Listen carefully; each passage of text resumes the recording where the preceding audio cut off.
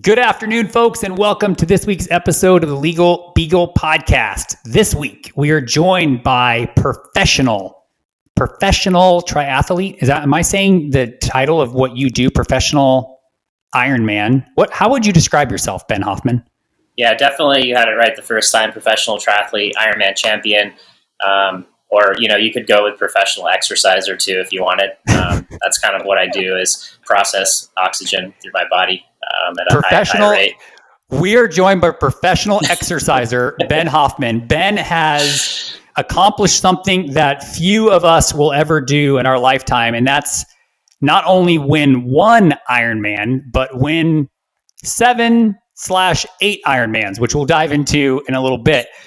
Over his career, Ben is a professional triathlete, and I've had the fortune of getting to know him over the last little bit of time. We've traveled the country together, not to compete in triathlons, but to play golf. And through that, Ben is a really, really intelligent human being on all aspects of his life, not just the professional training he does. But I know that the question that most people are going to want to know when they tune into this podcast, Ben, is how did you get into professional racing? Well, I was always an athlete. First of all, let me say thanks for having me on here, and also that you just teed me up there where I have some big shoes to fill now. Hopefully I can live up to those expectations about my intelligence level. But yeah, no, it's great to be on here, and to answer that question. I've always been an athlete, a lifelong athlete. I grew up in Western Colorado. My parents were always taking us on camping trips. We were always outside. And actually, soccer was kind of my first passion when I was younger. I played that all the way through the early years of high school at a decently high level. I was on like a traveling team that was competitive when I wasn't playing for the high school team. And, I reached a point with that where I just kind of had a bit of a falling out with one of the coaches, unfortunately, at the junior varsity level. And it just kind of killed my passion for that at the time. And anyway, I ran a couple of years of track, 800-meter runner in high school, played a bit of golf in high school also, and basketball. And then I got into some bike touring with my parents in high school as well. We did a couple of pretty long trips. Definitely one trip that was about halfway across the country. We self-supported it. And that got me into road cycling. And then I went to college, University of Montana, Missoula. And I think it was the second year, the beginning of my sophomore year, I went to a club team meeting up there. They had a triathlon team. It was not an NCAA sport at the time. And for men, it still is not. There is a women's program now it's kind of fledgling. But anyway, it was a club team, and I got started training with them. I really just, on a kind of a bit of a whim, I just decided, well, this sounds kind of cool. Let's go see what this is all about. I had no swimming background whatsoever, but joined the team, got started with them, really enjoyed the structure and the discipline of training day in and day out and having a goal like that, a race goal. First race I did was spring of 2004, a little sprint distance triathlon. It was about a 1,000-yard pool swim, 12-mile bike or 12.5-mile bike, and then about a 5K, so about a 3-mile run. So yeah, it was just kind of a short race, just under an hour long, and I came second place to a professional at the time. And I thought, well, this is pretty cool. I definitely have a knack for this, and decided to continue with it. So when I graduated college 2006, I moved back to Colorado and kind of set up shop there in Durango, southwestern corner of the state, and basically worked a part-time job just to make ends meet, and began my professional career in 2007. So that's kind of the long and short story. But yeah, that's how I got started. Were your parents wondering what the heck you were thinking? You'd gone to college, you finished, and then you say, hey, Mom, Dad, I'm going to go and run for a living. Were they, and I don't mean run because you bike and swim as well. I'm going to go compete for a living in, professional racing. Were they shaking their head going, are you serious? There definitely was a little bit of that. I will say I won the parent lottery. I mean, I got really lucky, and I have two amazing parents, and I feel blessed even, today to have such awesome parents and such an awesome upbringing. And I feel like they did a really good job of, supporting my dreams, but also reminding me to be, I guess, realistic and to focus on things that were were probably pretty important for the development of myself beyond just being an athlete. So yeah, but I do remember some hesitation. I think they were a little bit surprised. I spent, I want to say, $3,500 of my money, which I didn't have a lot of, but it was basically everything I had, right at the end of college. I worked during the summers for my dad and other places, so I was able to save a little bit of money, and I spent it on a bike, a really nice time trial bike, so I could do, so I could race faster, basically. And I think they were both kind of like, what? But then when I started to perform a little bit more, and yeah, the pieces came into place a little bit more, I think they understood it a little bit more, and they've been at a ton of my races. They're extremely supportive. So it was kind of, I would say, definitely more on the side of support than not. But yeah, I think there was probably some conversations that happened between them where they were like, what is Ben actually up to? Is he just trying to be Peter Pan here or what, What was your first race that you competed in as a pro? The first professional race I did, actually, funny enough, was this race called Wildflower. And it's kind of had its struggles over the last probably 5 to 7 years. It used to be a real staple on the circuit, and it was probably one of the most famous races out there, a half Ironman distance race, which means a 1.2 mile swim, 56 mile bike, and a 13.1 mile run. And that was out in California at a place called Lake San Antonio, kind of near San Luis Obispo. And yeah, I actually had a really amazing race. It was, at the time, it was Elite Long Course National Championships for the United States, and I came first American, so I won that title, actually, and came third place in the race. And I want to say I won like $3,500 that day, maybe like $2,000 for third place, and then maybe $1,500 for that additional title of Elite Long Course National Champion. And I was like, well, this is like the best career choice ever. Obviously, this is how every race is going to go. And then I proceeded to get literally like sixth place, like right out of the money at every race I did for the rest of the season, and struggled pretty hard for those first few years. 2007, 8, and 9 were all pretty challenging years where I just kind of scraped by and didn't have a lot of sponsorship and didn't have any really big results. But I did see improvement, and I saw reason to continue on.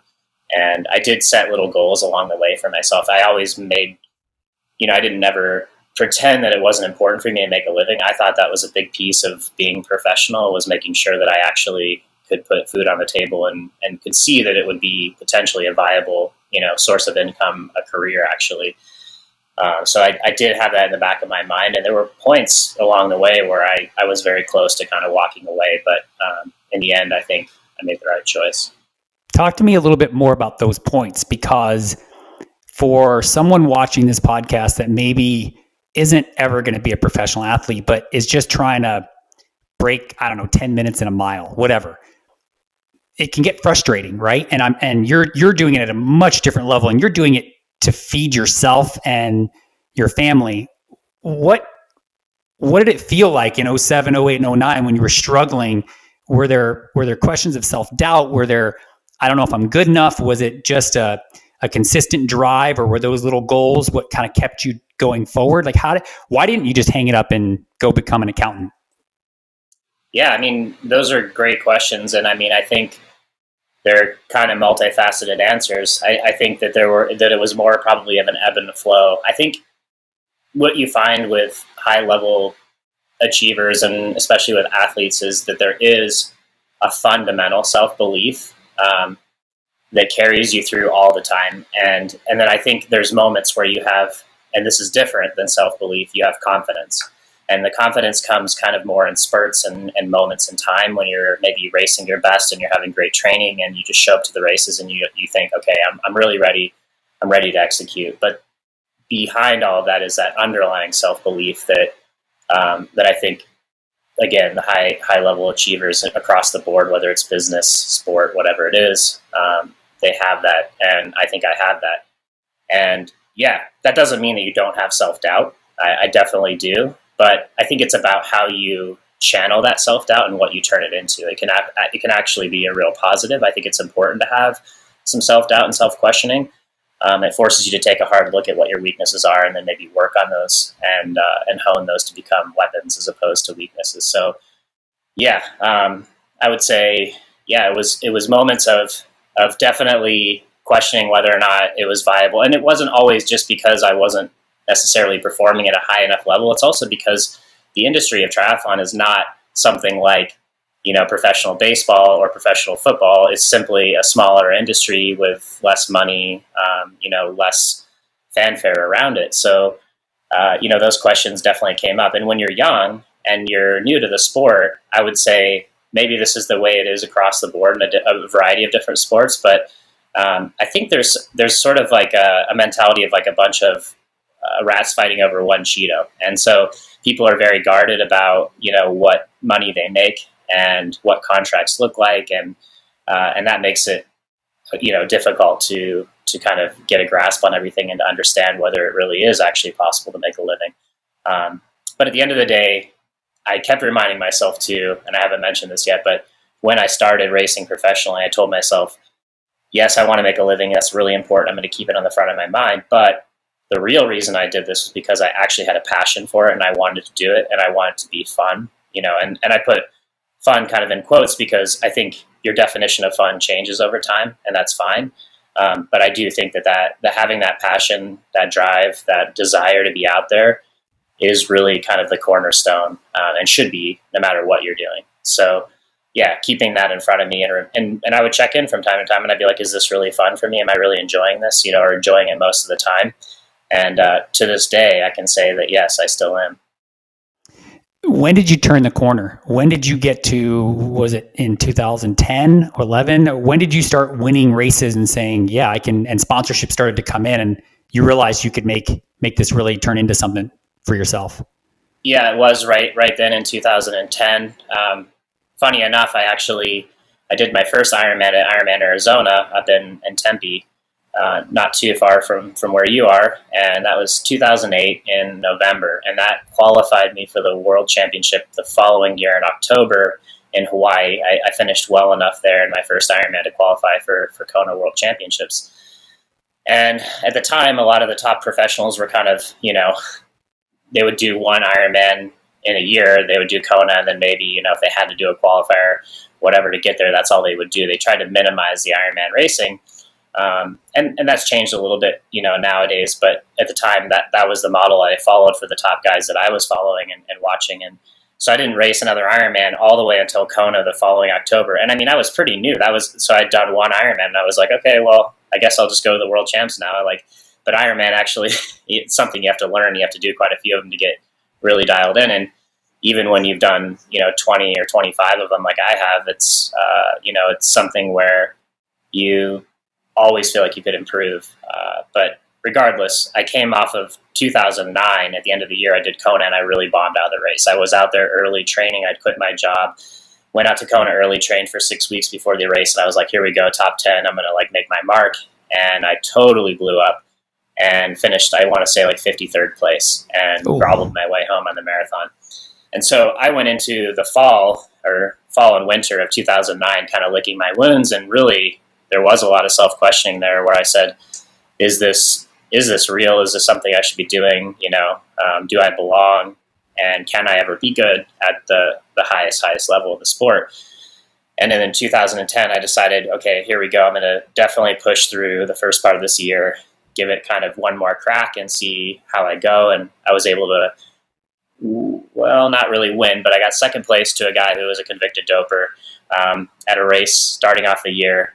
And that was Ironman St. George 2010. And then later that year, I won my first Ironman officially in Lake Placid, which was a huge moment for me because, I was kind of, at this point where I was a young up-and-coming American. And, I think we were starting to see the economy recovering a little bit from the crash in 07, 08.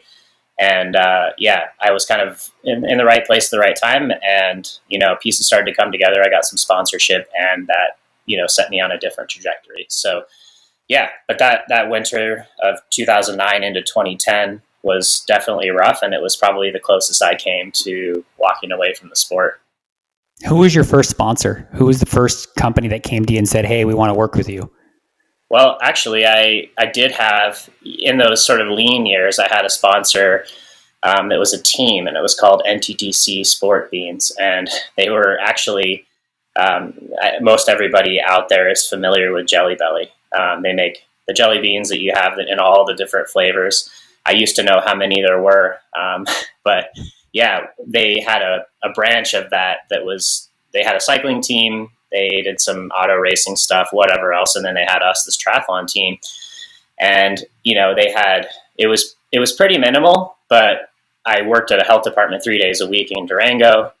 I think I made about $1,000 or $1,100 a month, of which I spent every cent between rent, food, and travel to races. But I was able to piece together some very small bonuses with that team. They had a small, I think, annual stipend of maybe a couple $1,000s.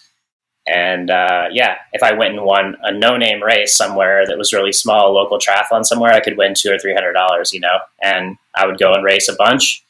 And I think that helped me a lot, both developing as an athlete, but also it made that small difference to where I could just have enough traction to kind of keep going and justify it. So they were the first real sponsor. And then, after that, what I would say is probably the most significant sponsor that's been with me virtually all of my career, starting in 2000, at the end of 2010, was Zoot Sports. And they're out of Carlsbad area in California. And they make wetsuits, apparel, compression. And basically they used to make shoes. They kind of do dabble in it still a little bit now, but yeah, they've been one of my biggest sponsors and biggest supporters right from the beginning, pretty much. Shout out to Zoot. Do you, this is going to be a weird question, but I know it exists in professional sports. Do you only endorse products that you believe in, that you'd wear or use yourself? I can honestly say that I really do. I mean, there are, I think times when things are more applicable for a professional triathlete than maybe the amateur out there. So if we're talking about this product that we're using, it's kind of like, it may or may not be as effective or as applicable to a lower level athlete that isn't pursuing those marginal gains at the very top. But I do really try to partner with brands that I believe in and that I use as well. And with very few, cases in the history of my entire sponsorship portfolio have I been with brands that I thought were making like a really inferior product or that were super shady. But small things do happen from time to time, and sometimes you have to make a change. But overall, looking back, I can be pretty proud of the partnerships I've had. And really the way that I've approached it, again, is trying the product first, making sure that it's something that fits in with my routine or something that I'm already utilizing. And then also putting performance before everything else. So making sure that the products that I'm using are really going to enable that high level performance and not hold me back. Because when I toe the line, the last thing I want to be thinking about is whether or not my bike is as good as somebody else's or whatever else. I'd rather just know that if I did the work, it's on me now and everything else is taken care of. You talked a bit ago about doping in professional racing, and people hear about doping in all different types of sports. How prevalent is that in your profession, in your sport? Is it widespread? Is it very minimal? Is it somewhere in between? What's your opinion on that? My opinion, and it's really just that, because it's impossible to know the exact extent of it, right? I mean, I think we've seen it in a variety of sports where people have figured out ways to game the system to kind of get around the controls, and therefore we'll probably never know exactly how many people are doing it. And not everyone who does this professional sport is on a Whereabouts program where they have to submit, a time slot every single day to be tested. So a lot of professionals are sort of free to roam, so to speak, until maybe right around the race or at the event. If you start performing at a really high level, then you probably will end up on a Whereabouts, system at some point. But yeah, to answer your question, I think it exists. I think it'd be completely naive to think that it didn't. I still believe that triathlon is a little more insulated from it than other things like maybe cycling, martial arts like UFC type stuff, weightlifting, track sprinting. I don't think that we have the same problem that some of those other sports have, but I do believe that it happens. But what's cool is, and this is kind of usually when I have this conversation, what I come back to in my own mind is a reminder that I really believe that it's still possible to beat these people without doing it. And for me, it's more important from an integrity standpoint to do the sport, clean, and to finish my career, whether I win 10 world titles or not, whether I make $20 million, who cares? I want to know at the end of the day that I did it with integrity, that I can tell my children about it, and feel good and sleep at night. And I do think that, some people are true sociopaths and they probably never feel any regret. But I think the people that cheat, that kind of violate the sanctity of what we're doing, I think they have to carry that around. I think it's a pretty heavy weight, and that's something that I don't think is worth it. So, I think it does exist, hopefully not on a great scale. And I have to, believe and allow the system that exists to, do its job to catch these people. So. Can you explain what the Whereabout system is? I have the pleasure of traveling with you, so you told me in detail what this is. But for those people that have never heard of it, what does that entail? What is that testing like? Yeah, so it's actually pretty interesting. Basically, what I'm subjected to, and I'm happy to do this because, again, I believe in clean sport. And if this is what it takes to do it, or to help maintain it, I'm fine doing it. But basically, we have to submit a 60-minute window every single day where we're available for testing. And it doesn't mean that they're going to come in that window necessarily, but it means that you're responsible for that window. And if you're not there during that time that you said you were going to be, they can give you a missed test, or they likely will give you a missed test. And if you have 3 of those in a rolling 18-month period, then you are going to have a positive test, which equates to, in this case, probably a 4-year ban. And so it's definitely, it might be argued that it's an imperfect system, but I mean, really, after having been on this Whereabouts program now for, I don't even know how many years, I think it seems like something that most people should be able to handle and to get their heads around. And they have apps on the phone. It's pretty straightforward where you can basically update it. Even day of, if you need to, you can make changes to your location or whatever it might be. But yeah, I think it's a step in the right direction. I'd like to see every athlete that's doing this professionally on it at a minimum. So at least they thought there was a possibility they might be tested every day. But apparently that's cost prohibitive, and whatever else they say the reasons are. Do they do this in professional cycling? So like for the people that compete in the Tour de France and on the American circuit and some of those races, do they have to do subscribe to the same program? Yeah, they do in a lot of cases, especially, and I should know this and I don't 100%, but I believe that no matter what, if you're in any Olympic sport, you're subjected to Whereabouts.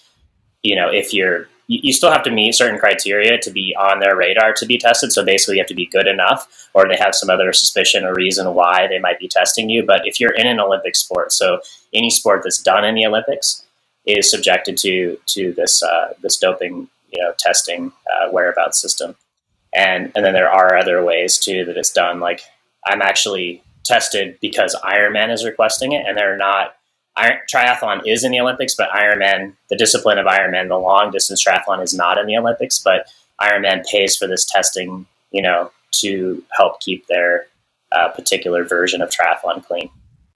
So that's an interesting point. And for those people that don't follow this sport closely, can you explain the difference between, so there's Ironman, which is an organization, a brand, and you can race in that organization. There's professional triathlons.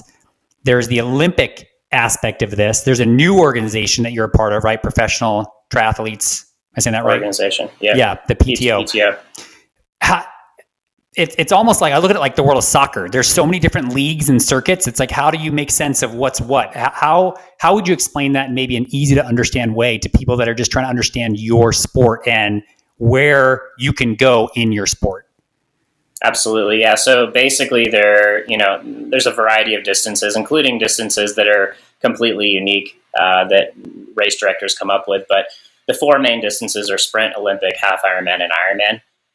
And the sprint distance is a super short distance. It's usually, something around a 750 meter swim, 20 kilometer bike, and then a 5 kilometer run. Olympic distance is what they do in the Olympics, and that is a 1 point. It's a 1,500 meter swim, it's a 40-kilometer bike, and a 10K run, and then a half Ironman is going to be that 1.2 mile swim, 56-mile bike, and a 13.1 mile run. The full distance Ironman, which is what I specialize in, is a 2.4 mile swim, 112-mile bike, and a 26.2 mile run, a marathon at the end. So those are kind of your four main distances. The Olympic distance I mentioned is what they do in the actual Olympics, and that's called ITU racing. It's draft legal, so they are allowed to draft on the bike. The racing I do, half Ironman and Ironman racing, in all cases has some kind of drafting rule on the bike, so you're not allowed to draft. It's usually a 12-meter draft rule, sometimes up to a 20-meter draft rule. And basically, there's a whole system built around that. So there's basically non-draft racing, and then there's draft racing, and the draft racing is the Olympic stuff that you see the guys go into, the Olympic races for. And then they have a whole circuit too throughout the year called the ITU, the International Triathlon Union. And they're totally different beasts. You do see a lot of guys cross over. Once they're done with their ITU career, they'll come over to long distance racing. But yeah, they're very different sports. The ITU is very fast and short. It's under 2 hours. Ironman is a much longer race that takes up to 8 hours. So those are kind of the basic breakdown of it.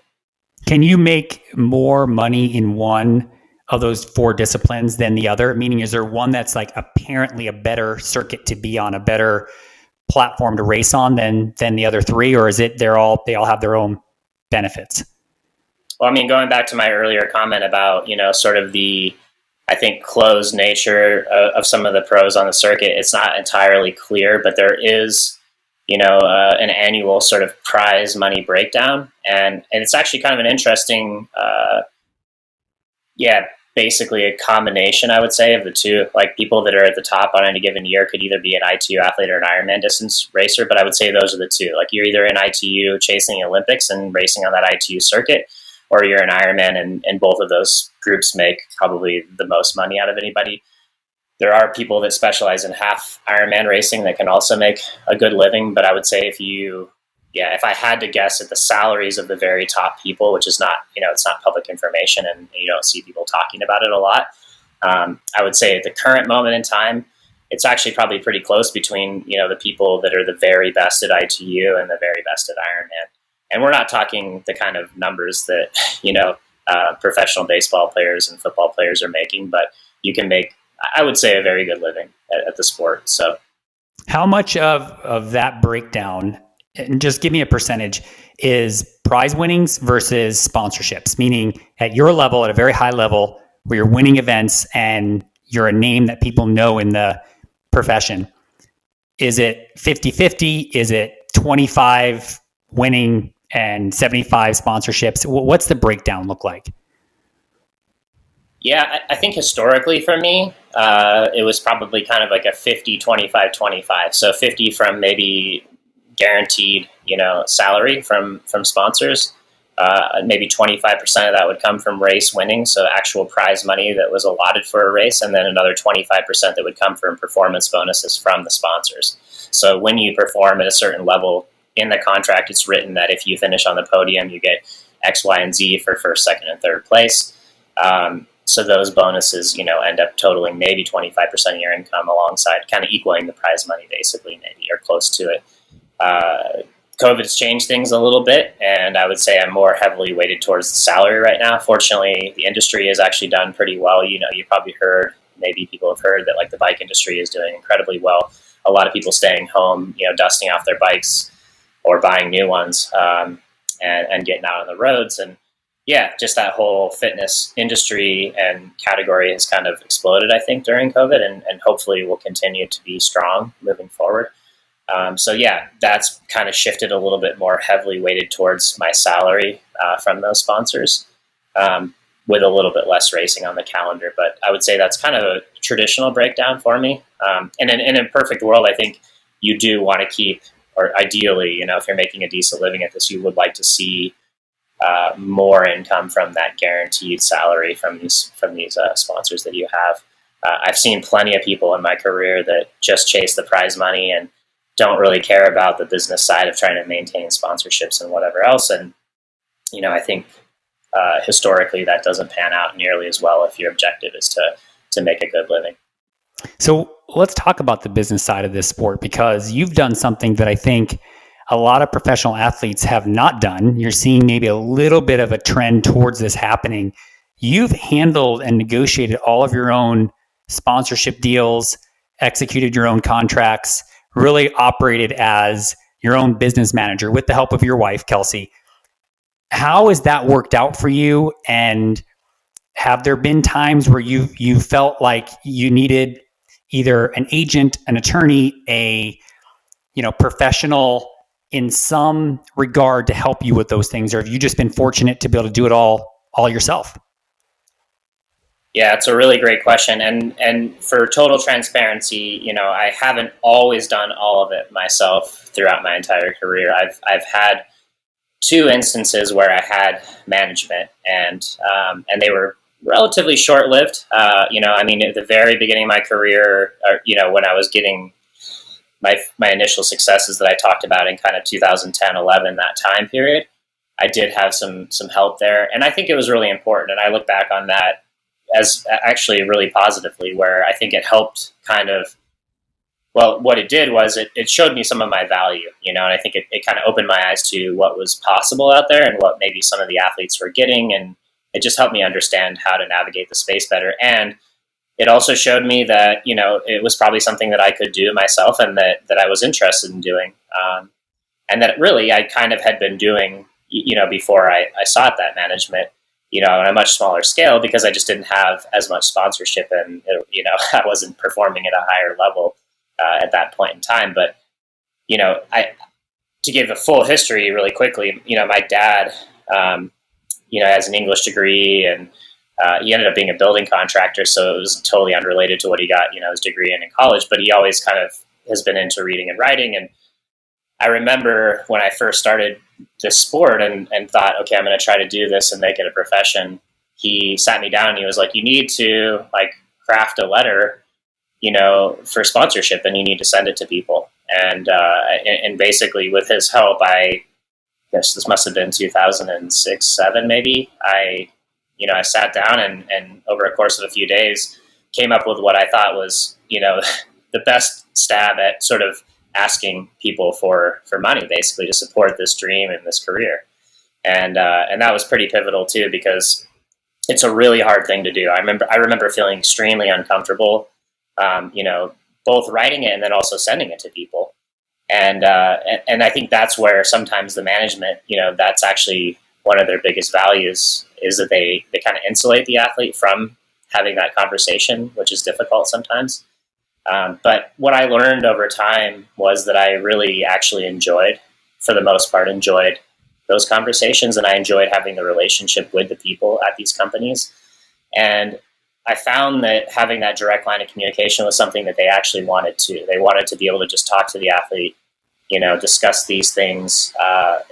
Everything went a lot smoother when there wasn't this intermediary.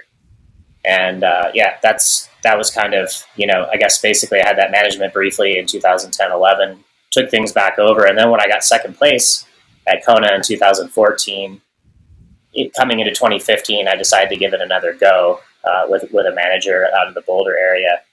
And, that just ended up being kind of another reminder that basically I didn't need that help, and that I could probably do the majority of it on my own. And again, we're talking about this industry of triathlon that is a little bit different and smaller than maybe Olympic sports like swimming or, basketball, football, whatever it may be. I think there are potentially a time and place for a manager, or an agent, depending on the deal and the company that you're dealing with. And, they can at times provide that insulation that I was talking about, that, it's hard to say no sometimes. And sometimes it's easier for somebody else to tell a person no for you. And on the other side of that coin too, it's also, easier, I think, sometimes when it comes to the conversation of money. And also just in general, to have somebody else who it can be difficult sometimes to toot your own horn and talk about how good you are to people. Sometimes it's easier to have somebody else go to him and say, this guy is the best. This is why you should sponsor him. As opposed to, hey, I'm the best. This is why you should sponsor me. Sometimes it adds a little, I guess, more validity potentially to have somebody else talking about how good you are. What's the biggest challenge in professional triathlon today? Meaning there are so many amateurs that compete in this sport. There are far fewer professional athletes like yourself. Amateurs like to sometimes think they're professional athletes as they set their own PRs, which is awesome. And I'm not. We have a name for that. So it's a prof amateur. It's a prof amateur. There's a lot of prof amateurs. But what's the biggest challenge? Why hasn't this become more widespread and more followed by the general public? Like there's got to be a reason. And I'm sure you've been in this for a long time. What are your thoughts on that? Again, I think it's multifaceted, but the first thing that comes to mind is that it is a little bit challenging from a spectator standpoint. And anytime that you see these sports on television, some that I've mentioned already, baseball, football, basketball, really any of the major sports out there, even soccer to some degree, especially in Europe, these are events that are easily put on television, and they have a big following that way. And anytime you can put something in front of people in a stadium or on television, you open the door for sponsorship opportunities that wouldn't exist otherwise. And that's a big part of the reason why triathlon hasn't been successful as successful in terms of growth and attracting some of that bigger sponsorship and revenue that you would see in these other sports. And to be perfectly transparent too, I think a piece of it, and this is me being honest about maybe some of my own shortcomings, is that you're dealing with athletes that are extremely self-involved, and they're pursuing this in part for a lifestyle too, right? Like maybe they don't even care or want to make the millions of dollars. They're maybe also more interested in just sort of enjoying the process and the day-to-day life of swimming and biking and running, and then competing at these events. So I think part of it is that too, that the professionals are difficult to get them all on the same page and unionized. Although we have seen, the strongest effort to date with the Professional Triathletes Organization that's off the ground now. But that definitely plays a role. And then probably a variety of other things that I don't fully understand. But the biggest one is definitely the spectator component. It's just hard to watch an 8-hour race like that, and also to create a broadcast that's engaging. I think Tour de France does a great job, and so it's not impossible. But I think it's going to take a lot of work, and people are working at it. So I'm hopeful. That was going to be my example. I watched the Tour de France, and I think they do a great job of televising that. That happens over days. That's not just once. And then you look at events like Wimbledon, which are individual athletes playing tennis. And I understand the event itself can be watched in a very contained space. But again, to follow an entire tennis tournament, a major like that, you're talking about a 3-week commitment.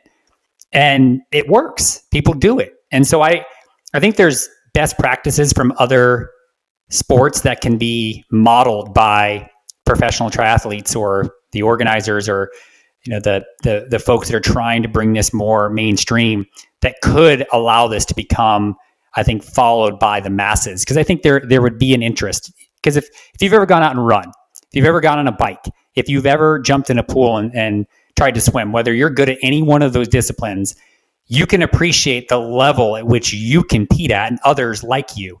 And to watch that is fascinating. To watch, I think you and I talked about this, to have, one of the things I think that would be tremendous for the sport is if you could have your data, your metrics being televised live with your performance. So you're running or you're cycling or you're swimming, and we can see your heart rate. We can see your oxygen levels. We can see those things would be fascinating, I think, because if they're explained, I think people would just be it would be mind blowing to people to understand how you guys perform at such a high level for such a long period of time.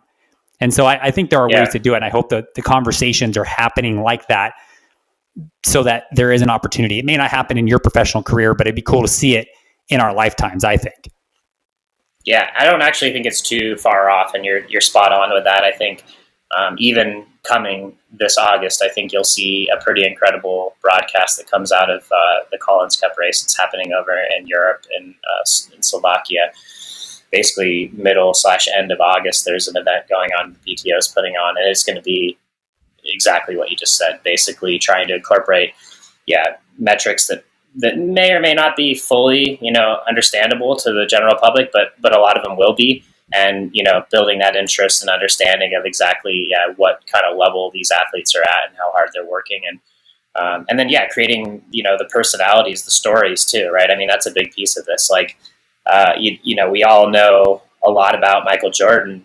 Even before this most recent documentary came out, we knew about his life, and he was an icon, and you just don't know as much about the professional triathletes. And I think getting, the professionals out there a little bit more into the mainstream, letting their personalities be talked about and known would be a huge piece of that too. So it is trending in the right direction. I'm hopeful, like I said, and you won't have to wait as long as you think. Probably it'll happen in our lifetime. So what's the in your opinion, what's the biggest advance that has occurred in this sport over the last decade?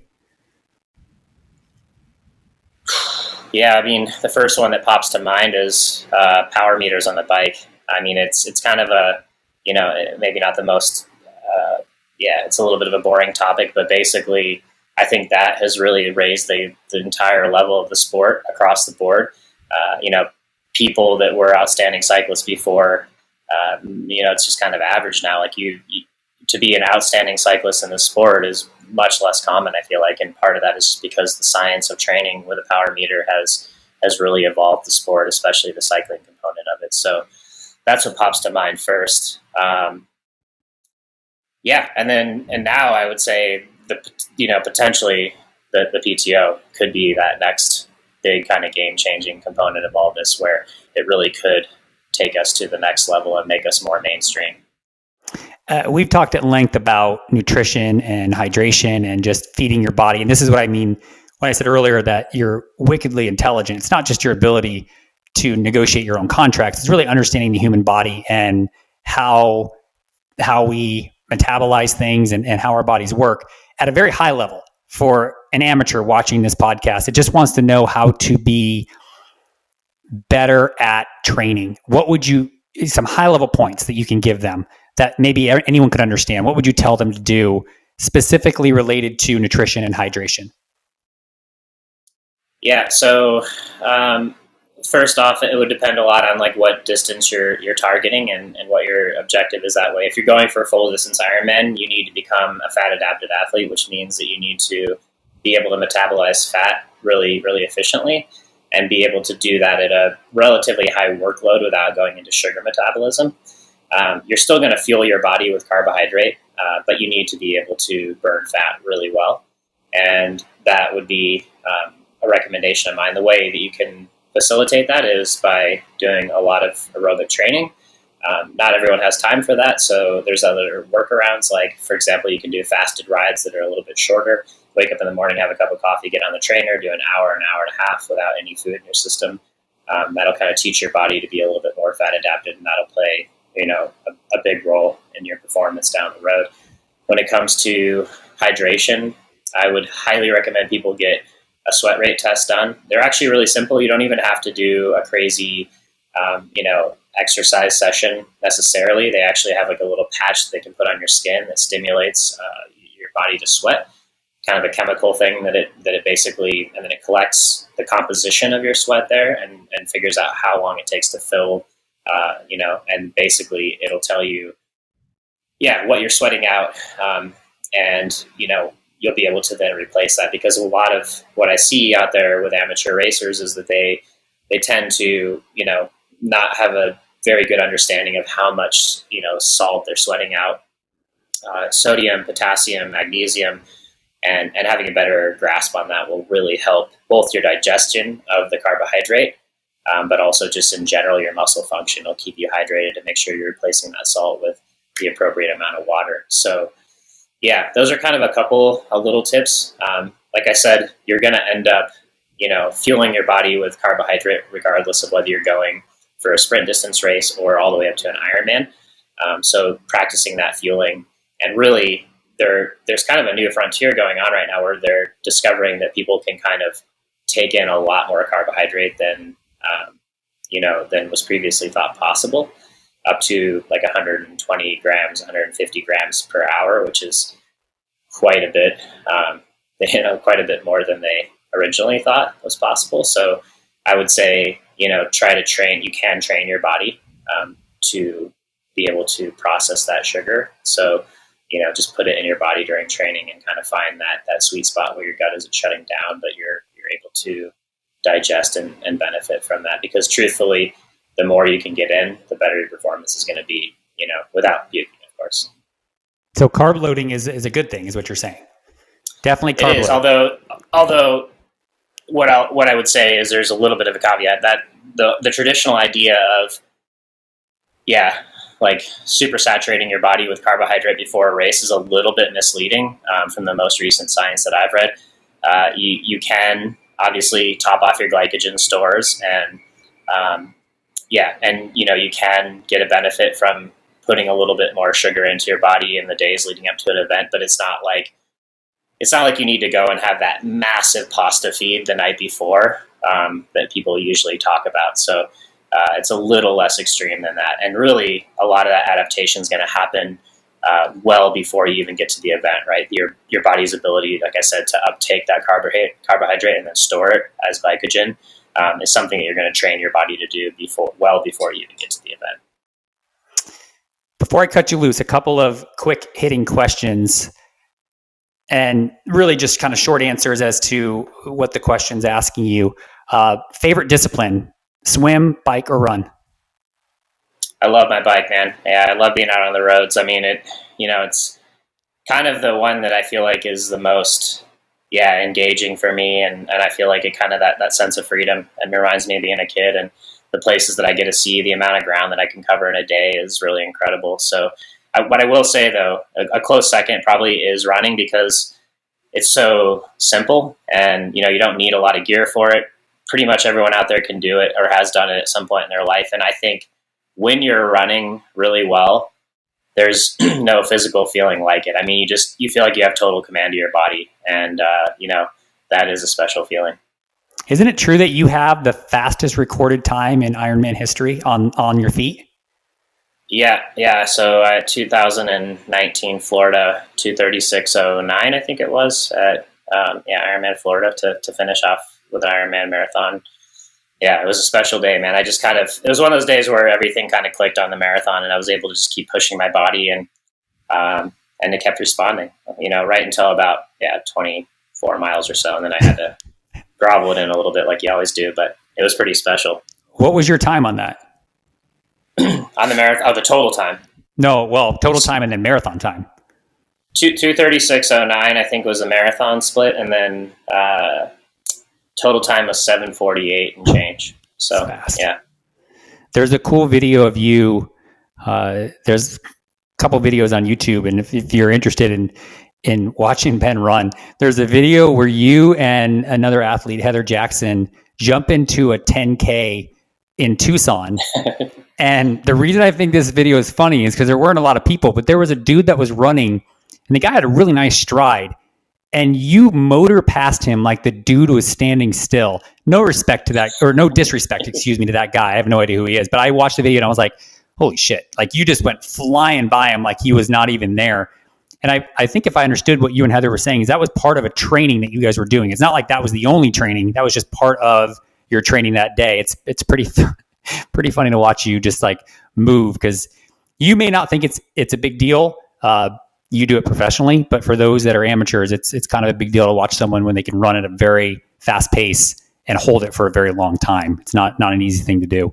Well, I appreciate it. Yeah. I mean, what I will say to that really quickly is that even at the speed I run, it's fast for triathlon, but man, when I watch these guys that are elite marathoners run and they're running sub 5-minute miles for a marathon, I'm just like, even for me doing this as a job, it's beyond comprehension. They're on a completely different level. So yeah, as fast as I am, there's people that are way faster too. So it's pretty cool. That's life, right? I mean, but they're also just doing one discipline, not three. Exactly.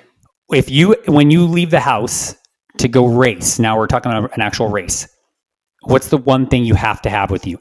With the exception of you need your suit, you need your shoes for running, you need your bike. I don't mean those things. What's the one thing you have to take? Kelsey. You got to have the wife. I mean, I don't actually, but it helps a lot. And, I feel like I haven't really worked her into this conversation much, but she is such a huge piece of my success and my business and everything, really. So it helps so much when she's there. She just knows what to do, and we have such a good routine down. And the times when I've gone without her now, which it has been a couple of times because we have 2 kids and it's just getting more complicated. I would say it's just definitely a little bit harder. I rely on her a lot. So. But from a gear standpoint, what can I not go to a race without? My foam roller. Yeah. Really? I mean, not important. Yeah, it is. I mean, I use it every day, all the time. It's just so important to keep your body kind of limber and loose and just to kind of work out any kinks. I do have a variety of tools that I take with me, but that's probably the most, critical one. So I have a big foam roller that's hollow in the center, and I, stuff clothes in it, throw it in the bag, but it comes with me everywhere I go. So yeah, those are, I think self-care is something that, not everyone talks about, but it's a huge piece of it. And I have every recovery tool under the sun, and I rely on that stuff. It's a big part of my day. I mean, I do my 5-6 hours of training a day or whatever it is, but then I also spend another hour and a half, rolling around the floor, doing stretching. I have a car buffer that I use to kind of loosen up the, lactate that's in the muscles after a big day of training, Graston tools, all kinds of stuff. I build a bunch of tools to kind of release my psoas.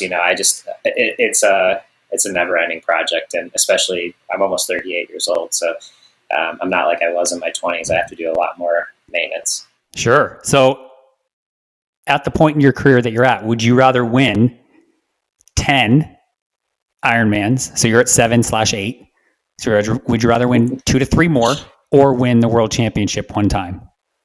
Oh, definitely the world title once. I mean, it's funny because really from a long time ago, I can't remember who I would attribute this to, but I don't want to take credit for it, but I sort of have adopted this rough quote of like, I just want to know what it feels like to be the best in the world on one day. And it doesn't matter. Like, it doesn't matter anything else really, but to have that feeling would be really special.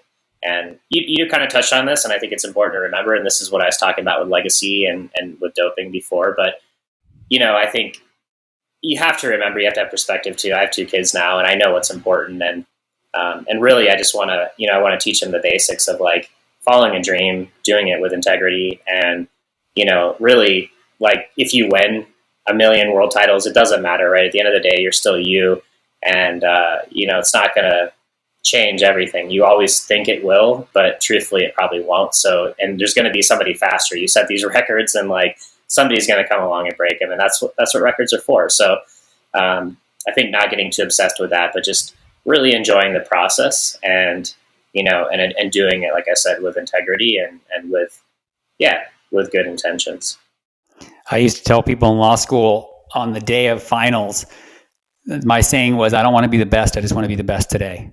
And the idea is the concept of, I don't really care about tomorrow. I just want to conquer today and, take care of this exam, this goal, whatever it is. Right. And so I still say that today, even in my practice, in my personal life. It's like, I don't want to be the best. I just want to be the best today. Because I think when you focus on it like that, it's a little easier to dial in I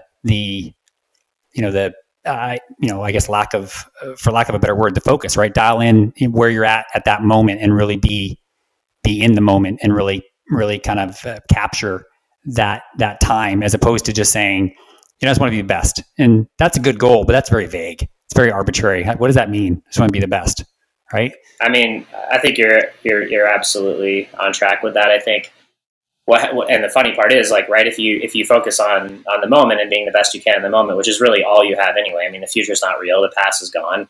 I mean, this is all we have right now. So when you focus on that, the other stuff, the bigger picture stuff, takes care of itself. And you saying that second part just reminded me too of, I remember my grandmother, she, on my dad's side, my dad's mom, she passed away when she was like 94 years old. But I remember one of these letters she sent me it was she finished off the letter with a quote, and I want to say this is a Vince Lombardi quote, maybe, or somebody, that was a high level coach, I believe. And it was I might butcher this a little bit, but it was, how to go. It said, it was like, everybody wants to be the best. It's not about having, it's not about wanting to be the best. Everybody wants that. It's about having the desire to work to be the best. And I think that's always stuck with me. And really that's, what it's about, is putting your head down, doing the work, focusing on the process, and not just saying it, not just saying the words, but actually doing the work. Yeah, for sure. Ben Hoffman, thank you so much for giving me an hour of your time. I know that you're busy. How many, well, no, that's the wrong way to ask that. When's the next race? Do you have something set for the rest of this year, or are you just focused on, I guess you're going to Worlds, right? Absolutely. Yeah. That's the big goal. I mean, this year feels like it's been a couple of false starts, a lot like last year. I mean, I had an Ironman planned at Texas earlier this year that didn't materialize, and then I kind of reset, did a couple other races, and now the goal short term is Escape from Alcatraz. It's a race out in San Francisco. It's a classic. It's kind of a random distance. It's really cool, old school triathlon out in the Bay Area. That'll be in August 18th, I want to say, or around there. And then obviously I'll do maybe one other half Ironman and lead up to Kona sometime in later August or early September, like I've done traditionally, as just kind of a final tune-up. But the rest is training with full focus on the World Championships October 9th. And I may do a few races after that as well, because I feel like this entire year has kind of been pushed, a little bit, where it's like the back half of the year, there's a lot of racing opportunities that wouldn't normally be there.